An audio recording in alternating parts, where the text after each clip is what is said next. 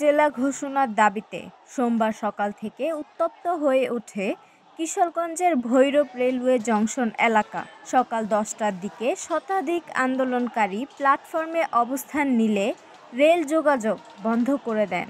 তারা লাল কাপড় ও ব্যানার হাতে ভৈরবকে জেলা চাই স্লোগান দিতে থাকেন। এ সময় নোয়াখালী থেকে ঢাকাগামী উপকূল এক্সপ্রেস ট্রেন স্টেশনে পৌঁছালে আন্দোলনকারীরা ট্রেনটি আটকে দেন। ঘণ্টাব্যাপী বিক্ষোভ চলাকালে তারা ট্রেনের সামনে ব্যাডমিন্টন খেলেন এবং ট্রেন ছাড়াতে গেলে ইটপাটকেল নিক্ষেপ করেন।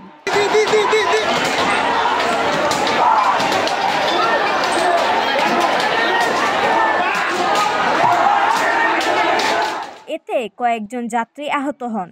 রেলওয়ে পুলিশ দ্রুত পরিস্থিতি নিয়ন্ত্রণে আনে।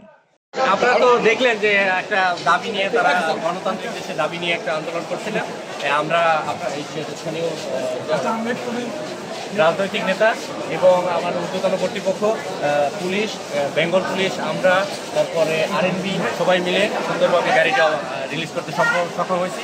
প্রায় 1 ঘন্টা 20 মিনিট বন্ধ থাকার পর সকাল 11টা 40 মিনিটে ট্রেন চলাচল স্বাভাবিক হয়। জেলার দাবিতে কয়েকদিন ধরেই উত্তপ্ত ভৈরবে আন্দোলনে যোগ দিয়েছেন স্থানীয় রাজনৈতিক, সামাজিক ও সাংস্কৃতিক সংগঠনের নেতাকর্মী, স্কুল কলেজ শিক্ষার্থী এবং সুশীল সমাজের প্রতিনিধিরা।